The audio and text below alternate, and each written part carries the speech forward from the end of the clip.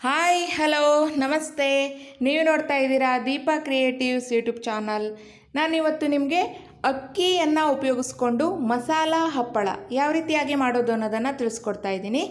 ಈ ರೆಸಿಪಿ ನಿಮಗೆ ಇಷ್ಟ ಆದರೆ ಈ ವಿಡಿಯೋವನ್ನು ಲೈಕ್ ಮಾಡಿ, ಜೊತೆಗೆ ಶೇರ್ ಮಾಡಿ, ಹಾಗೆಯೇ ನನ್ನ ಚಾನಲನ್ನು ಸಬ್ಸ್ಕ್ರೈಬ್ ಮಾಡಿ.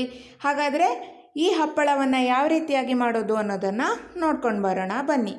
ಮೊದಲಿಗೆ 1 ಕಪ್ನಷ್ಟು ಅಕ್ಕಿಯನ್ನು ತೆಗೆದುಕೊಂಡಿದ್ದೀನಿ. ನಾನಿಲ್ಲಿ ದೋಸೆ ಅಕ್ಕಿಯನ್ನು ತೆಗೆದುಕೊಂಡಿದ್ದೀನಿ. ಇದನ್ನು ಚೆನ್ನಾಗಿ ವಾಶ್ ಮಾಡಿಕೊಂಡು ಬರೋಣ.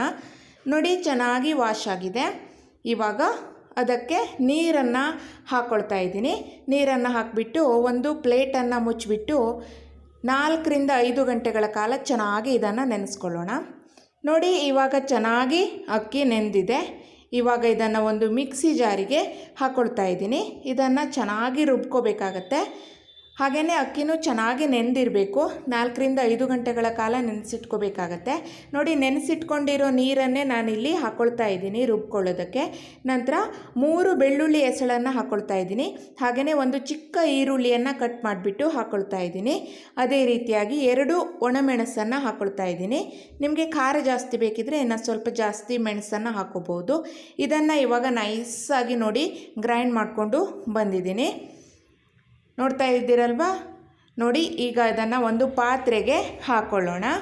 ನೋಡಿ, ಇಲ್ಲಿ ಪಾತ್ರೆಗೆ ಹಾಕ್ಕೊಂಡಿದ್ದೀನಿ.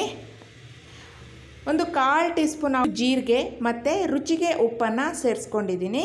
ಇವಾಗ ಒಂದು ಸಲ ನೋಡೋಣ ಮಿಕ್ಸ್ ಮಾಡಿಕೊಂಡು.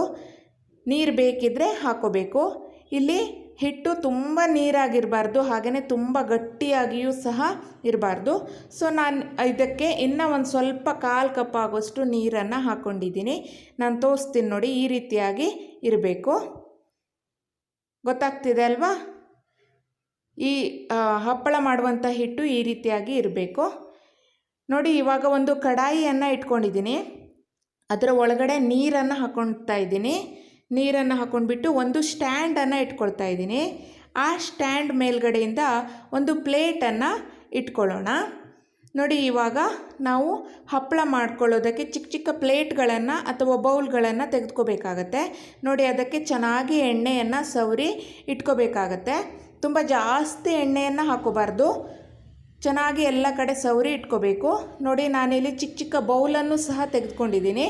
ಎಲ್ಲದಕ್ಕೂ ಎಣ್ಣೆಯನ್ನು ಸವರಿ ಇಟ್ಕೊಂಡಿದ್ದೀನಿ. ನೋಡಿ, ಇವಾಗ ಹಪ್ಪಳ ಮಾಡ್ಕೊಳ್ಳೋದಕ್ಕೆ ಹಿಟ್ಟನ್ನು ಹಾಕ್ಕೊಳ್ತಾ ಇದ್ದೀನಿ. ನೋಡಿ, ಸ್ವಲ್ಪ ಹಿಟ್ಟನ್ನು ಹಾಕ್ಕೊಂಡ್ರೆ ಸಾಕಾಗತ್ತೆ. ಹಾಕ್ಕೊಂಡು ನೋಡಿ ಈ ರೀತಿಯಾಗಿ ಎಲ್ಲ ಕಡೆ ಸ್ಪ್ರೆಡ್ ಮಾಡ್ಕೋಬೇಕು. ಇವಾಗ ಇದನ್ನು ನಾವು ಬೇಯಿಸ್ಕೊಳ್ಳೋಣ. ನೋಡಿ, ಈಗಾಗಲೇ ನಾವು ಸ್ಟ್ಯಾಂಡು, ನೀರು, ಪ್ಲೇಟು ಎಲ್ಲ ಇಟ್ಕೊಂಡಿದ್ದೀವಲ್ವ, ಒಂದು ಕಡಾಯಿ ಒಳಗಡೆ ಅದರೊಳಗಡೆ ಇಟ್ಬಿಟ್ಟು ಮುಚ್ಚಳವನ್ನು ಮುಚ್ಚಿಬಿಟ್ಟು 1 ರಿಂದ 2 ನಿಮಿಷಗಳ ಕಾಲ ಇದನ್ನು ಮೀಡಿಯಮ್ ಫ್ಲೇಮಲ್ಲಿ ಬೇಯಿಸ್ಕೊಂಡಿದ್ದೀನಿ. ನೋಡಿ, ಚೆನ್ನಾಗಿ ಬೆಂದಿದೆ. ಇವಾಗ ಅದೇ ರೀತಿ ಚಿಕ್ಕ ಚಿಕ್ಕ ಬೌಲನ್ನು ತೆಗೆದುಕೊಂಡಿದ್ದೀನಲ್ವ, ಅದರಲ್ಲೂ ಸಹ ಮಾಡಿಬಿಟ್ಟು ತೋರಿಸ್ತಾ ಇದ್ದೀನಿ. ಸ್ವಲ್ಪ ಹಾಕ್ಕೊಂಡ್ರೆ ಸಾಕಾಗತ್ತೆ. ನಿಮಗೆ ಹಪ್ಪಳ ದಪ್ಪವಾಗಿ ಬೇಕಂತಿದ್ರೆ ಇನ್ನೂ ಒಂದು ಸ್ವಲ್ಪ ಜಾಸ್ತಿ ಪ್ರಮಾಣದಲ್ಲಿ ಹಿಟ್ಟನ್ನು ಹಾಕೋಬೇಕು. ನಾನಿಲ್ಲಿ ತುಂಬ ದಪ್ಪವಾಗಿಯೂ ತುಂಬ ತೆಳುವಾಗಿಯೂ ಮಾಡ್ಕೊತಾ ಇಲ್ಲ, ಹದವಾಗಿ ಮಾಡ್ಕೊಳ್ತಾ ಇದ್ದೀನಿ. ನೋಡಿ, ಈಗ ಬೌಲನ್ನು ಇಟ್ಕೊಳ್ತಾ ಇದ್ದೀನಿ. ಹಾಗೆಯೇ ಮುಚ್ಚಳವನ್ನು ಮುಚ್ಚಿಬಿಟ್ಟು 1 ರಿಂದ 2 ನಿಮಿಷಗಳ ಕಾಲ ಮೀಡಿಯಮ್ ಫ್ಲೇಮಲ್ಲಿ ಬೇಯಿಸ್ಕೊಳ್ತಾ ಇದ್ದೀನಿ.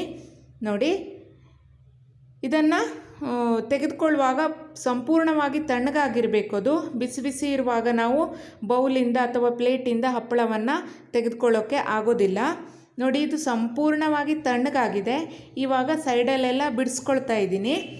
ಸೈಡಲ್ಲಿ ಒಂದು ಸಲ ಬಿಡಿಸ್ಕೊಂಡ್ಬಿಟ್ಟು ಆನಂತರ ನೋಡಿ ನಾನು ತೋರಿಸ್ತೀನಿ. ಈ ರೀತಿಯಾಗಿ ತೆಗೆದುಕೊಂಡ್ರೆ ಆಯಿತು. ಒಂದು ಕಡೆ ಸ್ವಲ್ಪ ತೆಗೆದುಕೊಂಡ್ಬಿಟ್ಟು ನಂತರ ಕೈಯಿಂದ ಅದನ್ನು ತೆಗೆದುಕೋಬೋದು. ನೋಡಿ, ಎಷ್ಟು ಚೆನ್ನಾಗಿ, ಎಷ್ಟು ಸುಲಭವಾಗಿ ಪ್ಲೇಟಿಂದ ಹಪ್ಪಳ ಬಿಟ್ಕೊಂಡಿದೆ ಅನ್ನೋದನ್ನು ನೋಡಿ. ನೆನಪಿರಲಿ, ತೆಗೆದುಕೊಳ್ಳುವಾಗ ಸಂಪೂರ್ಣವಾಗಿ ತಣ್ಣಗಾಗಿರಬೇಕು ಅದು. ಒಂದು ವೇಳೆ ತೆಗೆಯುವಾಗ ಅದು ಕಟ್ಟಾಯಿತು ಅಂತಾದರೆ ಚೆನ್ನಾಗಿ ಬೆಂದಿಲ್ಲ ಅಂತ ಅರ್ಥ. ನೋಡಿ, ಚೆನ್ನಾಗಿ ಬೆಂದರೆ ಅದು ಈಸಿಯಾಗಿ ತೆಗೆದುಕೊಳ್ಳೋಕ್ಕೆ ಆಗುತ್ತೆ. ಬಿಸಿ ಬಿಸಿ ಇರುವಾಗ ತೆಗೆದುಕೊಳ್ಳೋಕ್ಕೆ ಆಗಲ್ಲ, ಕಟ್ಟಾಗಿಬಿಡತ್ತೆ. ನೋಡ್ಕೊಳ್ಳಿ, ತಣ್ಣಗಾದ ನಂತರ ಚೆನ್ನಾಗಿ ಇದು ಬಿಟ್ಕೊಳ್ಳುತ್ತೆ. ತಣ್ಣಗಾದ ಮೇಲೂ ಸಹ ಅದು ಚೆನ್ನಾಗಿ ಬಿಟ್ಕೊಂಡಿಲ್ಲ ಅಂತಂದರೆ ಅದು ಸರಿಯಾಗಿ ಬೆಂದಿಲ್ಲ ಅಂತ ಅರ್ಥ. ನೋಡಿಕೊಂಡು ಚೆನ್ನಾಗಿ ಬೇಯಿಸ್ಕೊಳ್ಳಿ. ನೋಡಿ ಈ ರೀತಿಯಾಗಿ ತೆಗೆದುಕೊಂಡಿದ್ದೀನಿ. ಇವಾಗ ಬಿಸಿಲಲ್ಲಿ ಒಣಗಕ್ಕೆ ಹಾಕ್ಕೊಳ್ತಾ ಇದ್ದೀನಿ. ಒಂದು ಪ್ಲಾಸ್ಟಿಕ್ ಶೀಟ್ ಮೇಲ್ಗಡೆ ನಾನು ಈ ಹಪ್ಪಳವನ್ನು ಹಾಕ್ಕೊಳ್ತಾ ಇದ್ದೀನಿ. ನೋಡಿ ಚೆನ್ನಾಗಿ ಹಾಕೋಬೋದು, ಹಾಗೆಯೇ ಬೇಗನೆ ಒಣಗಿಬಿಡತ್ತೆ ಇದು. ನೋಡಿ ಎಲ್ಲವನ್ನು ಹಾಕ್ಕೊಂಡಿದ್ದೀನಿ. ನೋಡಿ ಇವಾಗ ಚೆನ್ನಾಗಿ ಒಣಗಿದೆ ಅದು. ಒಂದು ಬಿಸಿಲು ಹಾಕಿದ್ರೆ ಸಾಕು, ಚೆನ್ನಾಗಿ ಒಣಗಿಬಿಡತ್ತೆ. ಅಂದರೆ ಶೀಟಿಂದ ತೆಗೆದುಕೊಳ್ಳೋಕ್ಕೆ ಈಸಿ ಆಗುತ್ತೆ. ನೋಡಿ ಅದೇನೇ ಬಿಟ್ಕೊಂಡು ಬಿಟ್ಟಿದೆ ಅದು. ಚೆನ್ನಾಗಿ ಒಣಗಿದ ಮೇಲೆ ಅದು ಶೀಟಿಂದ ಬಿಟ್ಕೊಂಡು ಬಿಡತ್ತೆ. ನೋಡಿ ಎಲ್ಲವನ್ನು ಪ್ಲೇಟಿಗೆ ಹಾಕಿ ಇಟ್ಕೊಂಡಿದ್ದೀನಿ. ಇದನ್ನು ಇನ್ನೂ ಒಂದು ದಿನ ಬಿಸಿಲಲ್ಲಿ ಒಣಗಿಸ್ತೀನಿ ನಾನು. ಇನ್ನೊಂದು ದಿನ ಒಣಗಿಸುವಾಗ ಪ್ಲೇಟಲ್ಲಿ ಹಾಕಿಬಿಟ್ಟು ನಾವು ಅದನ್ನು ಇನ್ನೊಂದು ಬಿಸಿಲಿಗೆ ಒಣಗಿಸ್ಕೊಂಡ್ರೆ ಚೆನ್ನಾಗಾಗತ್ತೆ. ನೋಡಿ ಇದನ್ನು ಇನ್ನೂ ಒಂದು ಬಿಸಿಲಿಗೆ ಒಣಗಿಸಿ ಇಟ್ಕೊಂಡಿದ್ದೀನಿ. ಈ ರೀತಿಯಾಗಿ ಬಂದಿದೆ. ನೋಡ್ತಾ ಇದ್ದೀರಲ್ವ, ಚಿಕ್ಕ ಚಿಕ್ಕ ಹಪ್ಪಳ ಮಾಡಿಕೊಂಡ್ರೆ ನಾವು ಏನು ಸ್ಟೀಮಲ್ಲಿ ಜಾಸ್ತಿ ಹಪ್ಪಳವನ್ನು ಇಟ್ಕೊಂಡು ಬೇಯಿಸ್ಕೋಬೋದು. ನೋಡಿ ಇವಾಗ ಇದನ್ನು ಕರೆದುಬಿಟ್ಟು ನಿಮಗೆ ತೋರಿಸ್ತಾ ಇದ್ದೀನಿ. ಎಣ್ಣೆ ಚೆನ್ನಾಗಿ ಕಾದಿರಬೇಕಾಗತ್ತೆ. ನೋಡಿ ಚೆನ್ನಾಗಿ ಎಣ್ಣೆ ಕಾದಿದೆ. ಹಪ್ಪಳವನ್ನು ಹಾಕೊಂಡ ತಕ್ಷಣ ಎಷ್ಟೊಂದು ಚೆನ್ನಾಗಿ ಉಬ್ಬಿ ಎಷ್ಟು ದೊಡ್ಡದಾಗಿ ಬಂದಿದೆ ಅನ್ನೋದನ್ನು ನೀವೇ ನೋಡಿ. ನೋಡಿ ಇನ್ನೂ ತೋರಿಸ್ತಾ ಇದ್ದೀನಿ. ನೋಡ್ತಾ ಇದ್ದೀರಲ್ವ, ಎಷ್ಟೊಂದು ಚೆನ್ನಾಗಿ ಬಂದಿದೆ. ಬಾಯಲ್ಲಿ ಇಟ್ಟರೆ ಕರಗೋಗತ್ತೆ, ಅಷ್ಟೊಂದು ಚೆನ್ನಾಗಿ ಬರುತ್ತೆ ಹಪ್ಪಳ. ಖಂಡಿತ ಈ ಹಪ್ಪಳ ನೀವು ಟ್ರೈ ಮಾಡಿ. ಈಸಿಯಾಗಿ ನಾವು ಬೇಗನೆ ಈ ಹಪ್ಪಳವನ್ನು ಮಾಡ್ಕೊಂಡು ಬಿಡ್ಬೋದು. ನೋಡ್ತಾ ಇದ್ದೀರಲ್ವ ಎಷ್ಟೊಂದು ಚೆನ್ನಾಗಿ ಬಂದಿದೆ ಅನ್ನೋದನ್ನು. ನಿಮಗೆ ಈ ಹಪ್ಪಳಕ್ಕೆ ಬೆಳ್ಳುಳ್ಳಿ ಬೇಡ ಅಂತಿದ್ರೆ ಬೆಳ್ಳುಳ್ಳಿಯನ್ನು ಸ್ಕಿಪ್ ಮಾಡ್ಬೋದು, ಅಥವಾ ಈರುಳ್ಳಿ ಬೇಡ ಅಂತಿದ್ರೆ ಈರುಳ್ಳಿಯನ್ನು ಸಹ ಸ್ಕಿಪ್ ಮಾಡ್ಬೋದು. ಹಾಗೇನಿಲ್ಲ, ನಾನಿಲ್ಲಿ ಈರುಳ್ಳಿ ಬೆಳ್ಳುಳ್ಳಿ ಎರಡನ್ನು ಹಾಕ್ಕೊಂಡಿದ್ದೀನಿ. ಜಾಸ್ತಿ ಪ್ರಮಾಣದಲ್ಲಿ ಹಾಕೋಬಾರ್ದು, ಅದರದ್ದೇ ಸ್ಮೆಲ್ಲು ಜಾಸ್ತಿ ಆಗಿಬಿಡತ್ತೆ. 2ರಿಂದ 3 ಬೆಳ್ಳುಳ್ಳಿ ಎಸಳನ್ನು ಹಾಕ್ಕೊಂಡ್ರೆ ಸಾಕು. 1 ಕಪ್ ಅಕ್ಕಿ ತೊಗೊಂಡ್ರೆ 2ರಿಂದ 3 ಬೆಳ್ಳುಳ್ಳಿ ಎಸಳನ್ನು ಹಾಕ್ಕೊಂಡ್ರೆ ಸಾಕಾಗತ್ತೆ. ಕೆಲವರಿಗೆ ಬೆಳ್ಳುಳ್ಳಿ ಸ್ಮೆಲ್ ಇಷ್ಟ ಇಲ್ಲ ಅಂತಿದ್ರೆ ಅವರು ಸ್ಕಿಪ್ ಮಾಡ್ಬೋದು.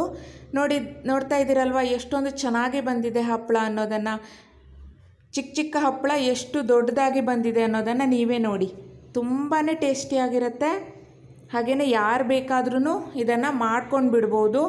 ಈ ರೆಸಿಪಿ ಇಷ್ಟ ಆದರೆ ಪ್ಲೀಸ್ ಈ ವಿಡಿಯೋವನ್ನು ಲೈಕ್ ಮಾಡಿ, ಜೊತೆಗೆ ನಿಮ್ಮ ಫ್ರೆಂಡ್ಸ್ಗೆ ಶೇರ್ ಮಾಡಿ. ಹಾಗೆಯೇ ನನ್ನ ಚಾನಲನ್ನು ಸಬ್ಸ್ಕ್ರೈಬ್ ಮಾಡುವ ಮೂಲಕ ನನಗೆ ಸಪೋರ್ಟ್ ಮಾಡೋದನ್ನು ಮರಿಬೇಡಿ. ನಾನಿವಾಗ ನಿಮಗೆ ತೋರಿಸ್ತಾ ಇದ್ದೀನಿ ನೋಡಿ, ಎಷ್ಟೊಂದು ಗರಿಗರಿಯಾಗಿ ತುಂಬ ಚೆನ್ನಾಗಿ ಬಂದಿದೆ. ನೀವೇ ನೋಡ್ತಾ ಇರ್ಬೋದು ನೋಡಿ. ಈ ವಿಡಿಯೋವನ್ನು ನಾನು ಇವತ್ತಿಗೆ ಇಲ್ಲಿಗೆ ಎಂಡ್ ಮಾಡ್ತಾ ಇದ್ದೀನಿ. ಮತ್ತೊಂದು ವಿಡಿಯೋದೊಂದಿಗೆ ಭೇಟಿ ಆಗ್ತೀನಿ. ಬಾಯ್.